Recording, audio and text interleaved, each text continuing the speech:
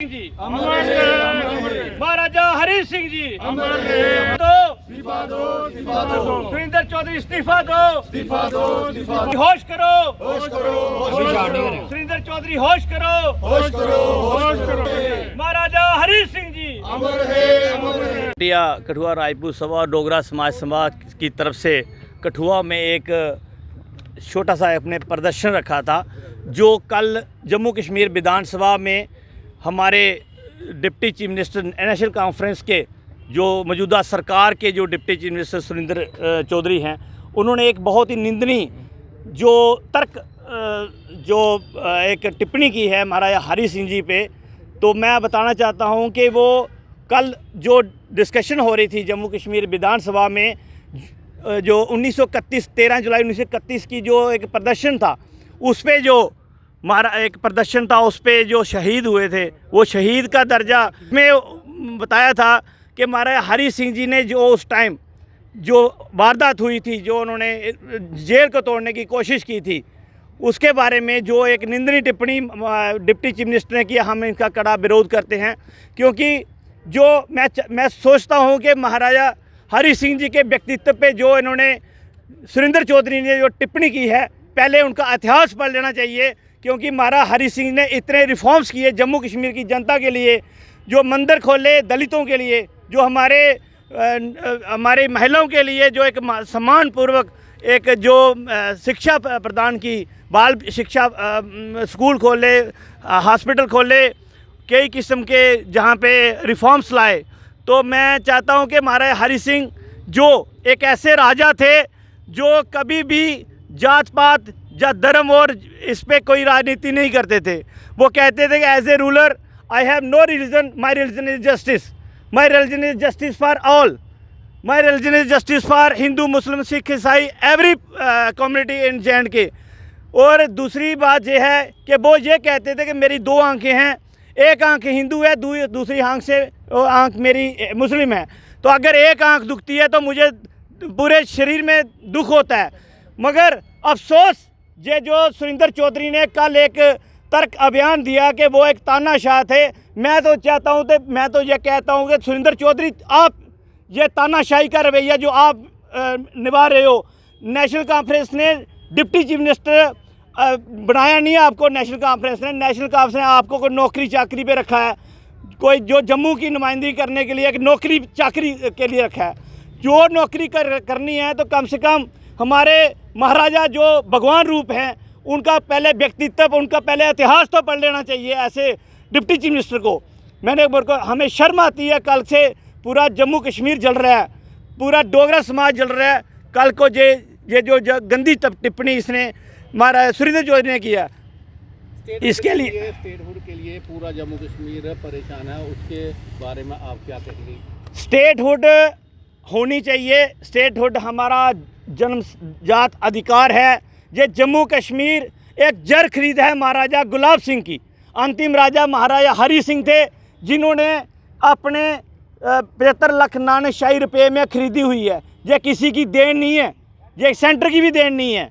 मैं ये कहना चाहता हूँ अपने मीडिया बंधु की तरफ से कि जल्द से जल्द हमारी जम्मू कश्मीर स्टेट का दर्जा बहाल होना चाहिए, हमारी नौकरियां सुरक्षित होनी चाहिए, हमारी ज़मीनें सुरक्षित होनी चाहिए। ये हमारा पहला मुद्दा है। क्योंकि जम्मू कश्मीर का जो नौजवान है, ये भड़कुट है। पिछले 70 साल हमने पहले आतंकवाद को झेला, आज हम देख रहे हैं कि हमारे बच्चे नशों में जा रहे हैं। कौन इसका जिम्मेवार है? अब नेशनल कॉन्फ्रेंस सरकार है, क्या ये माइनिंग माफिया को नहीं रोक सकती? जहाँ ड्रग माफिया को नहीं रोक सकती, चिट्टा को नहीं रोक सकती? जहाँ पे जितना भी जो बेरोज़गार है, जो नौजवान बेरोज़गार है, तो सबसे बड़ी जिम्मेवारी है सरकार की।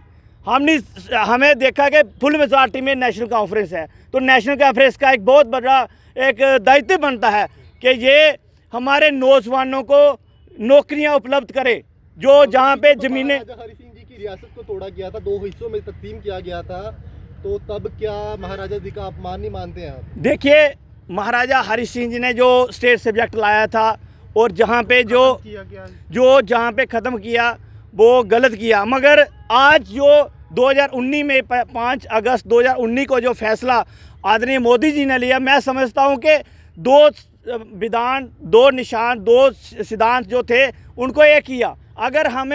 अगर हिंदुस्तान के आइन के हिसाब से आज जहाँ पे जेके जूटी सरकार नेशनल कॉन्फ्रेंस की बनी है, तो इसमें क्या गलत है? आज नेशनल कॉन्फ्रेंस का कोई एक डिप्टी चीफ मिनिस्टर उठ के महाराजा हरि सिंह के ऊपर टिप्पणी करता है, मैं इस पर कड़ा विरोध करता हूँ। और मैं एक आपके माध्यम से एक चीज़ सबको खुली चेतावनी देना चाहता हूँ, पूरे पॉलिटिशियन के, हिंदुस्तान के, जम्मू कश्मीर के पॉलिटिशियन को, और ख़ासकर सुरेंद्र चौधरी जो ये कहता है कि मैं लोकतंत्र के तरीके से वोट डाल के मैं डिप्टी चीफ मिनिस्टर बनाऊँ। मैं चाहता हूँ कि आज अगर आपको इतना गुमान है तो एक साइड हमारे महाराजा हरि सिंह का चित्र लगाइए और दूसरे साइड कोई भी हिंदुस्तान का पॉलिटिशियन ले आएँ, चाहे पीओजे के में इलेक्शन करवा दीजिए, महाराजा हरि सिंह जीतेंगे। पिछले दिनों जब नेशनल कॉन्फ्रेंस का कार्यक्रम हुआ था बरनोटी में, आप भी वहाँ उपस्थित थे, डॉक्टर फारूक अब्दुल्ला भी वहाँ पे आए थे। उस दिन उन्होंने आपने तारीफ की थी, सतीश शर्मा की भी आपने तारीफ की थी, शर्मा की तारीफ की थी, डिप्टी सीएम की तारीफ की थी, काफ़ी अच्छा काम कर रहे हैं। तो आज जब स्टेट भी तोड़ी गई, उसके बाद 370 भी हटी। मैं आपको बिल्कुल क्लियर बता देना चाहता हूँ कि जिस दिन बरनोटी में एक फंक्शन था, वहाँ पे डॉक्टर फारूक अब्दुल्ला जी आए थे, वहाँ पे एज ए एथलीट मैं वहाँ पे गया था। मैं कोई नेशनल कॉन्फ्रेंस की जिंदाबाद के नारे नहीं लगाए वहाँ पे, ना बीजेपी मुर्दाबाद के नारे लगाए। मैंने सिर्फ डॉक्टर फारूक अब्दुल्ला जी बुलाया, उन्होंने एज ए एथलीट मुझे और उमेश कुमार को बुलाया, उन्होंने सम्मानित किया और मुझे 2 मिनट थैंक्स करने का मौका दिया। अगर मैंने डॉक्टर फारूक अब्दुल्ला जिंदाबाद बोला है तो एज ए व्यक्ति मैंने उनके चरित्र के लिए बोला है डॉक्टर फारूक अब्दुल्ला जिंदाबाद, कोई नेशनल कॉन्फ्रेंस जिंदाबाद नहीं बोला।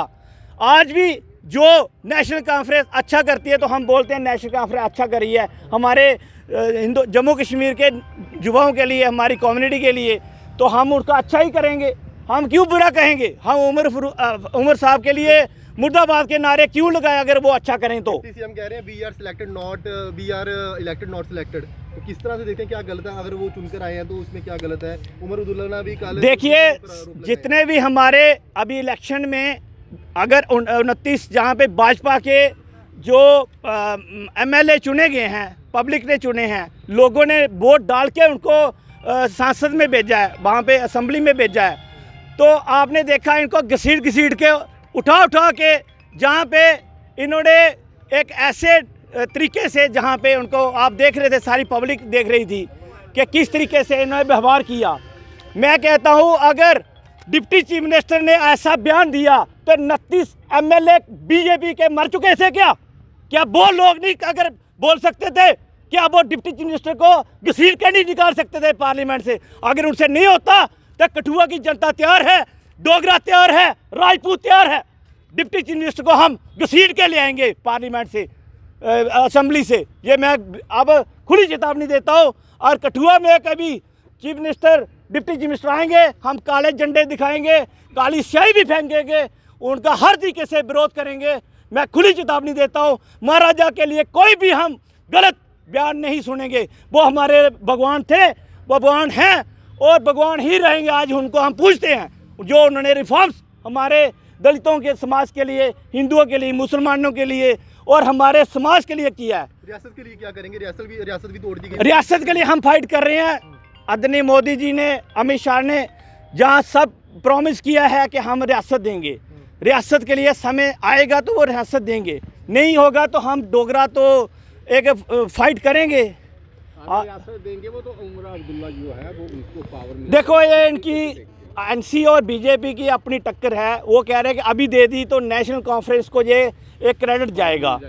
अब भाजपा वो उपयुक्त समय देख रही है। दूसरी साइड हमें सुनने को मिल रहा है कि नेशनल कॉन्फ्रेंस भाजपा का केंद्र में समझौता हो चुका है। मैं सब कुछ बोलना चाहता हूँ, साफ बोलना चाहता हूँ, कोई दल्ला होगा जो नहीं बोलना चाहता। मैं क्लियर बात करना चाहता है। आने वाले दिनों में देखो, ये दुनिया को बेवकूफ़ बना रहे हैं। साल 6 महीने के बाद एनसी बीजेपी का गठबंधन होगा और उसके बाद ये अपने आप को एमएलए और एमएलसी बनाएंगे, पावर में आएंगे, लोगों को बेवकूफ़ बनाएंगे, मगर लोग फिर लुटेंगे। जय श्री राम, जय हिंद।